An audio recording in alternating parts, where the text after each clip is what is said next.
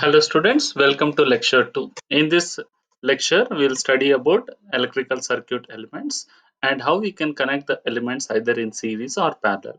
So basically there are five electrical circuit elements which is used in electrical circuits. Voltage source, current source are active circuit elements, resistor, capacitor and inductor are passive circuit elements. So why they are called active circuit elements? Because they are having a capability of driving the electrical energy in an electrical circuit. Whereas resistor, capacitor, inductor does not have a capability on their own to drive the electrical energy to the circuit. So resistor will always dissipate the electrical energy, whereas capacitor and inductor can store electrical energy for certain amount of time period. So the battery is a equivalent voltage source whose symbol is given by plus or minus positive terminal and negative terminal. A transistor is an example of current source. The symbol of a transistor is given by three terminal device, which you might have studied in your intermediate. Coming to resistor, it is a passive circuit element which will always dissipate the energy. A resistor will oppose the flow of current, therefore it is like a zigzag. We can say example, it is like a speed breaker on a highway. Coming to inductor, inductor is generally formed with a coil, so the inductor symbol is given as a multiple turn coil, whereas a capacitor is generally built with parallel plates. Therefore the capacitor symbol will be almost like two parallel plates which are displaced by the distance d filled in with dielectrical media. Let us see each and every circuit element in detail. So coming to a resistor, the basic property of a resistor is to oppose the flow of current. So resistor will be throughout the wire. Rather than representing the resistors throughout the wire, you will indicate the resistor at one particular point. This is called as lumped parameter representation. So the resistance of a wire depends upon the type of the material, and type of the material divides its resistivity. Resistivity is the ability of a material to oppose the flow of current through it. So it depends upon a type of material. Resistivity of copper is 1.68 into 10 power minus 8 ohm meters. Coming to the symbol, in European countries, the resistor symbol is represented by a box. You can see, whereas in US and Indian countries, it is represented by a zigzag curves. So inductor. Inductor is a one of the passive elements wherein it can store the electrical energy in the form of electrical field. How you can develop a inductor? Take a iron solenoid and wound around iron solenoid with a copper coil. When you connect a copper coil to the DC supply, when current starts flowing through the coil, then the iron piece will act like a magnet. That means the electrical energy can be stored in a magnetic field. So then that particular coil or solenoid will act like an inductor. So inductor is a passive type of material, and it works on the principle of electromagnetic induction. So first inductor was developed by the Michael Faraday, and you might be knowing about famous Faraday's law of electromagnetic induction. So inductance is a measure of ability of a device to store the electrical energy in the form of a magnetic field. So inductance is measured in Henry. So based upon the physical properties, inductance is equal to mu naught, that is absolute permeability, into constant K, n square number of turns. A is area of cross section of coil and L is equal to length of the coil. So inductance depends upon the physical properties of the coil. So, how the inductor is useful in electrical circuits? Whenever a conductor cuts the magnetic lines of force, EMF is induced. This concept is used in electrical generators to generate electrical energy. In the same way, whenever current carrying conductor is placed under the magnetic field, it will experience a force. This concept is used in electrical motors. So, electrically, when we said a resistance, when V is directly proportional to I, that proportionality of constant is resistor. Whereas if V is directly proportional to a rate of change of current, that proportionality of constant is given by inductance. So whenever you take one simple circuit, apply a voltage, if current flowing through that particular circuit is changing with respect to time, V is directly proportional to di by dt, then that proportionality constant is called inductor. If the current is not changing with respect to time, voltage is equal to 0. Therefore, inductor cannot be used in DC circuits. Remember, in DC circuits, I is constant. If I is constant, di by dt will become 0. Voltage across the inductor will become 0.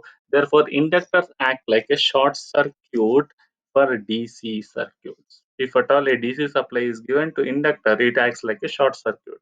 So inductance principle works only in a AC circuits or whenever the voltage applied is a varying with respect to time. Coming to a capacitor. A capacitor is a pair of parallel plates separated by a dielectrical media. Common capacitance formula is C is equal to epsilon naught A by D, where epsilon is called as a permittivity. It depends upon the type of substance and type of dielectrical media. So you might have studied in physics, epsilon naught is equal to epsilon naught into epsilon R. Okay. So capacitor is also a passive circuit element, and it was invented by George von Lissent in 1745. The electronic symbol for a capacitor is two parallel plates separated by a dielectrical medium. So, what is a capacitor? A capacitor is an electrical device which can store the electrical energy in the form of electrical field. So, one of the parallel plates will act like a positive terminal, another parallel plate act like a negative terminal, and it can store the electrical energy in the form of a electrical field. So, the amount of electrical energy stored between a capacitor depends upon the size of the plates and the distance between the plates. As you said, C is equal to epsilon naught A by T. And also it depends upon amount of voltage for which it has been applied. So the energy, the capacitor charge, the charge stored on a capacitor Q is equal to C into P. So we can say that the capacitance depends upon the charge deposited over the parallel plates and applied voltage. So C is equal to dq by dV. dq by dV. So the units of capacitance is farads, and the amount of electrical energy a capacitor can store is depends upon capacitance value C and voltage applied. W is equal to half CV square. Similarly, inductance can store the electrical energy depends upon the current. The energy stored in inductor is equal to half Li square. So, how to represent a capacitor in terms of electrical? If I current flowing through the capacitor is directly proportional to rate of change of voltage across it, then capacitor I is equal to C dV by dt. So, whenever the voltage across the capacitor is changing to with respect to time, then that current is proportional to dv by dt. That proportionality of constant is called capacitance. So as we said, I is directly proportional to dv by dt, so I is equal to c dv by dt. If you apply a constant dc voltage, what will happen? If dv by dt, when v is constant, dv by dt will become 0, I will become 0. That means for a DC, capacitor acts like a open circuit. No current will flow through the capacitor when you apply a DC voltage. So having learned about resistor, inductor, capacitor, and we have concluded that for a DC supply, only resistor will act like a resistor, inductor acts like a short circuit, capacitor acts like an open circuit. We will initially solve the problems with a DC supply and resistor. Now, what is the basic law of a basic law in resistor with respect to voltage and current is when you apply voltage across a particular element, if V is directly proportional to I, then proportionality constant is given by resistance. If you represent this definition in terms of graphic, you can take I on x-axis, V on y-axis. The R is equal to V by I can be represented with a slope. So R is equal to rho by L by A. L is nothing but length of the current conductor. A is nothing but area of cross section. So we can understand the famous Ohm's law with one simple dam constructed over the riverbed.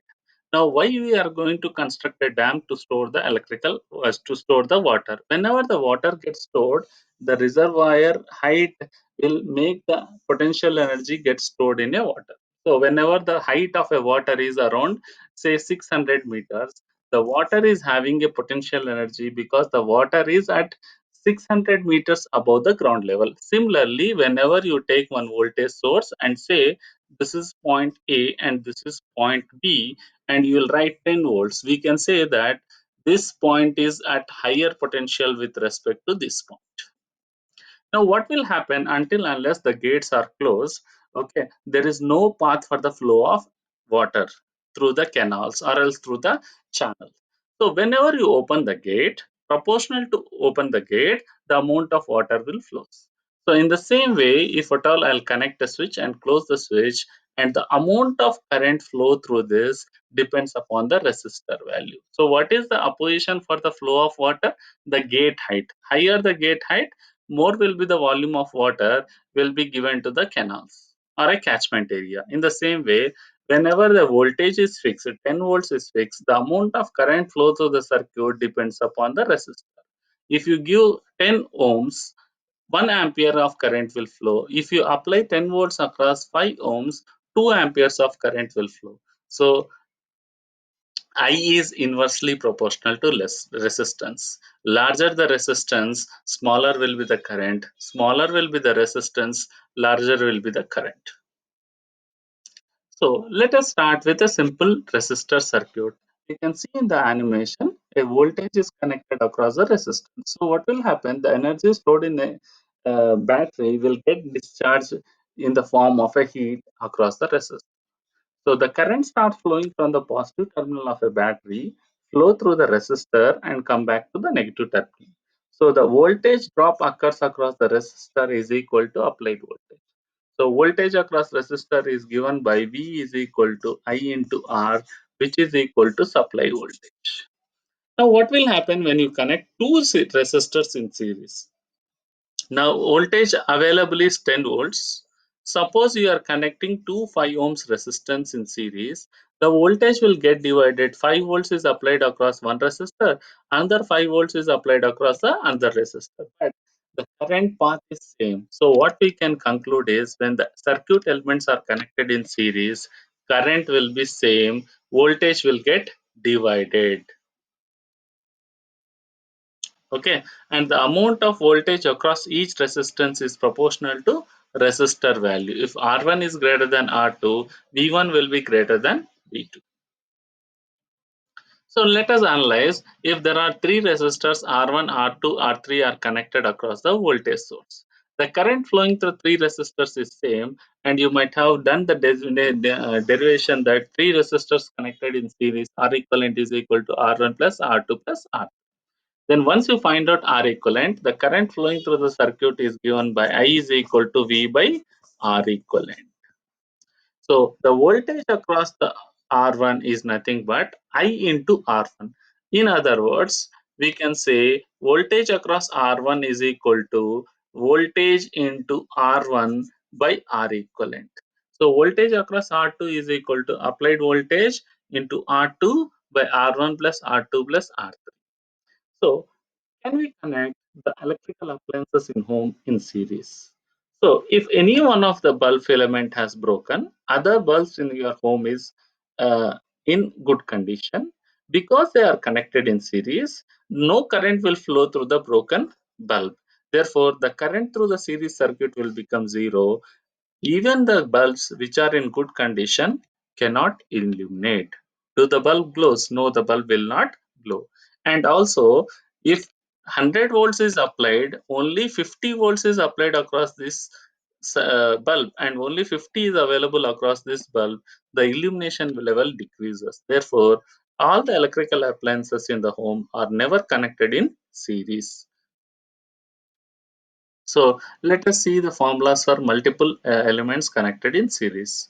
So if R1, R2, Rn are connected in series, R equivalent is equal to sum of their resistance. Similarly, if inductors are connected in series, sum of the total inductance is equal to sum of their inductor values. Whereas capacitor it is different. I will leave you, you can find out the derivation for this. The capacitor is Q is equal to CV, V is equal to V1, V1, V2 up to Vn. Okay, substitute the Q, C, V value and try to find out, derive it. The capacitance is quite opposite. In the same way, if the batteries are connected in additive polarity, that means plus and minus, minus is connected to plus of the next battery, and then minus is connected to plus. That means batteries are connected in additive, and total voltage is equal to sum of individual voltages. Now, what is voltage divided? As I said, whenever you apply the voltage across the two elements which are connected in series, the voltage will get divided. The amount of voltage across each element is proportional to their magnitude. So, if R1 R2 are connected in series, R equivalent will become R1 plus R2. Then total current I is equal to V by R equivalent. So, when I flows through R1, what will be the voltage across R1? I into R1. Okay, then substituting the equation, what is I V by R equivalent in this equation? Then V1 is equal to V into R1 by R equivalent. So V1 is equal to V into R1 by R1 plus R2. Similarly, what will be V2? V2 is equal to V into R2 by R1 plus R2.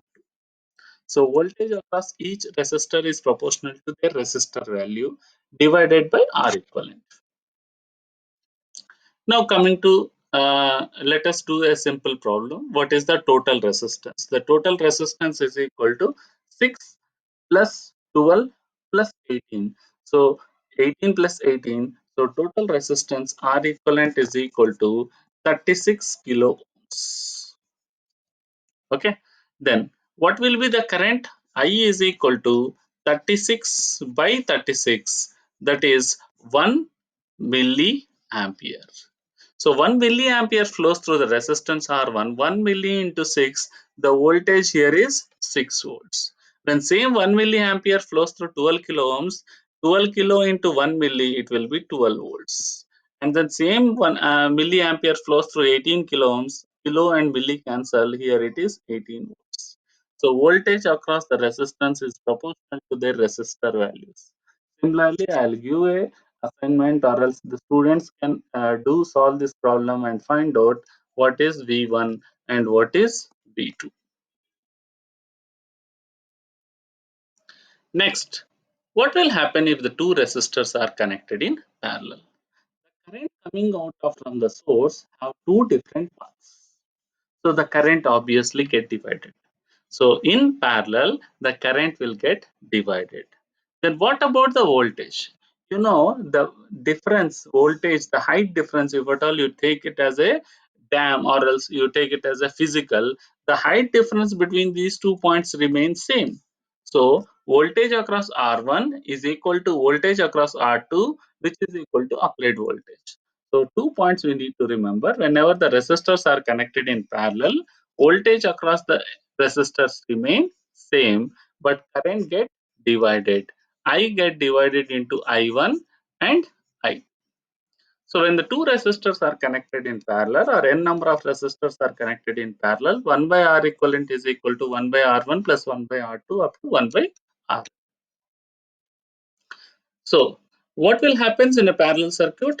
So the current in each and every resistance will be different. And the current in R1 depends upon solely V by R1. Current through R2 depends upon only R2. Current through RT depends upon only R3. Current through R4 depends upon only R4 because voltage applied is same. So now you can see contradictory to old example where the two bulbs are connected in series. Now I am connecting the two bulbs in parallel. Even though one of the bulb has been damaged, still the current will flow through the other path and glows the other bulb. So, what is the advantage of this? If you connect all the electrical appliances at home, whether you should connect in series or parallel, we should connect in parallel. Why? Because each and every electrical appliances in home is designed for a particular voltage, that is 220 volts. So if you connect all the electrical appliances in parallel, each and every electrical appliance like television, refrigerator, your laptop, your ceiling fan will get a constant voltage.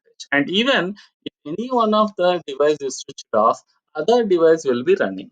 So you can have a switches in parallel, and whichever the appliances you need to run, you can switch on that particular appliances. So voltage remains same, and the amount of current drawn depends upon the load in your home. So what is the equivalent circuit when resistors are connected in parallel? 1 by R total is equal to 1 by R1 plus 1 by R2, 1 by Rn. Resistor and inductors are same, but the capacitor will be different.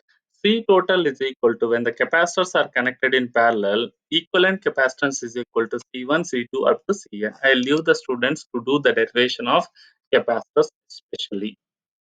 Now, if you have a batteries, when you connect the batteries in series, when you connect the batteries in parallel.